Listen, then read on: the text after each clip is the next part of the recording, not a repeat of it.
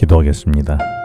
하나님 아버지, 오늘도 주님의 말씀으로 이 하루를 살도록 제게 말씀하신 음성을 깨닫게 해 주시옵소서. 예수님 이름으로 기도합니다. 오늘 묵상할 말씀은 로마서 9장 24절로 29절 말씀입니다. 오늘은 주님이 제게 어떤 말씀을 들려주셨을까요? 우리는 로마서 9장을 시작하면서 택함을 입은 이스라엘 백성들이 하나님이 선택하심을 거절한 사실을 애달파하는 하나님의 마음을 바울이 전달했었습니다. 그래서 모세가 출애굽기 32장 32절에서 자신의 이름이 기록책에 지워지더라도 백성의 죄를 사하여 달라고 애쓰시, 바울은 2절에서 내가 저주를 받아 그리스도에게서 끊어질지라도 하나님의 선택을 거절한 백성들이 구원받기를 갈망한다고 했었습니다. 그러면서 바울은 이스라엘 백성들의 특권은 아브라함과 이삭과 야곱으로 이어지는 선택받은 백성임을 말합니다. 이 특권은 토기장의 예를 들어가면서 토기장의 선택에 의해서 그 그릇의 종류가 달라지듯이 하나님은 에서와 야곱 중에서 야곱을 선택하셨고 모세와 바로 중에서 모세를 택하여 하나님 백성을 구원하는 통로로 삼으셨다고 말했습니다. 이는 토기장이신 하나님의 절대적 주권임을 강조했지요. 여기서 말하는 그릇 이야기는 로마서 9장을 이해하는 데 매우 중요합니다. 그릇은 내용물을 담기 위한 하나의 도구이지요. 따라서 하나님은 아브라함을 비롯하여 하나님 백성을 선택하여 온 세상에 구원의 복음을 전하는 그릇으로 선택하셨다는 것입니다. 나는 하나님이 사용하는 어떤 그릇일까요? 하나님께서 나를 사용하심에 있어서 귀하고 천한 것이 있을까요?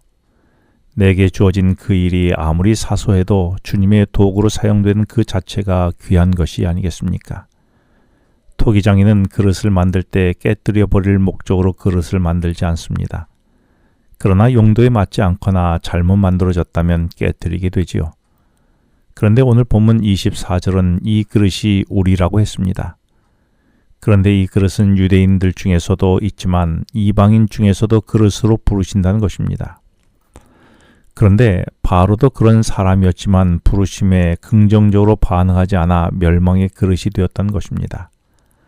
그래서 디모데후서 2장 21절은 다양한 그릇으로의 부르심이 있는데 자기를 깨끗이 하여 주인의 쓰심에 합당한 거룩하게 귀히 쓰시는 그릇으로 사용되도록 준비하라고 하셨습니다. 하나님은 나를 어떤 그릇으로 부르셨을까요? 그리고 하나님께서 만든 내 그릇이 어떻게 주께서 쓰시면 좋을까요? 내 그릇은 언제든지 주님이 쓰실 수 있도록 항상 깨끗하게 그리고 거룩하게 준비되어 있습니까? 바울은 22절에서 진노의 그릇을 말했고 23절에서는 긍휼의 그릇에 대해서 말했습니다. 이들은 각각 누구일까요? 그릇들은 하나님의 복음을 온 세상에 전파할 사명으로 부르심을 받은 것들입니다. 그래서 이 그릇들은 예수 그리스도를 받아들이고 전파함으로 그 그릇의 목적에 맞게 사용되어야 하는데 이스라엘은 하나님을 거절하고 십자가에 못 박으며 요한복음 19장 15절에서 제사장들은 우리에게는 가이사 외에는 왕이 없다라며 하나님이 아닌 가이사를 왕으로 선택했습니다. 이렇게 하여 그들은 진노의 그릇이 되었던 것입니다. 대신 예수 그리스도께서 세우신 교회에 있는 이방인들이 이스라엘 백성들을 대신하여 긍휼의 그릇으로 사용되게 되었습니다. 이에 대하여 25절과 26절에서 호세아의 글을 인용하며 내가 내 백성 아닌 자를 내 백성이라 할 것이라고 했지요. 따라서 이방인들도 예수님을 개인의 구주로 믿을 때에 하나님의 아들이 되고 긍휼의 그릇이 될 수 있음을 말씀하고 있는 것입니다. 따라서 누구든지 예수님을 믿고 그 사명을 감당하면 진노의 그릇이 긍휼의 그릇이 될 수 있음을 말씀했습니다. 나는 그동안 어떤 그릇이었습니까? 그런데 내가 긍휼의 그릇이었다 해도 언제든 주님을 버리면 진노의 그릇이 될 수 있음을 나는 알고 있습니까? 혹 내가 그동안 진노의 그릇이 되었다고 해도 주님께서 나를 사용하도록 주님께 드림이 된다면 다시 주님의 긍휼의 그릇으로 회복될 수 있음을 또한 알고 있습니까? 바울은 이사야의 글을 인용하여 비록 긍휼의 그릇으로 내가 선택받았다 해도 진노의 그릇이 될 수 있음을 27절과 28절에서 말씀하시기를 비록 이스라엘 자손의 수가 바다의 모래알 같이 많아도 오직 남은 자만 구원을 얻는다고 했습니다. 성경에서 남은 자가 어떤 사람인지에 대하여 창세기 7장 23절은 언급하기를 홍수로 온 세상의 모든 생명체가 사라진 가운데에 구원받은 노아의 8 식구를 말할 때 사용되었습니다.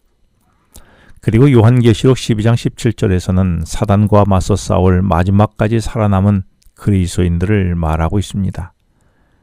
그리고 27절에서 말씀한 남은 자는 29절에서 특히 말세에 하나님께서 맡기신 일에 충성으로 감당해야 하는 그릇이라고 말씀했습니다.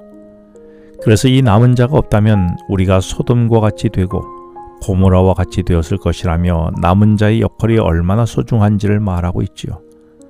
그렇다면 이 시대의 남은 자로 살아가는 내가 오늘의 이 나라가 소돔과 고모라가 되지 않도록 어떻게 소금과 빛으로 살아갈 수 있을까요? 그리고 그 남은 자로서의 사명을 감당하는 오늘의 내가 되면 어떻겠습니까? 기도하겠습니다. 하나님 아버지, 주님의 긍휼의 그릇으로 저를 빚어주셨기에 오늘도 합당한 그릇으로 사용되게 하여 주시옵소서. 그리고 남은 자로서 이 세상이 소돔과 고모라가 되지 않도록 사명을 감당하는 오늘이 되게 하여 주시옵소서. 예수님 이름으로 기도합니다. 지금은 개인 기도 시간입니다. 오늘 주신 말씀을 묵상하면서 주어진 기도 제목과 개인 기도 제목을 놓고 기도하시겠습니다.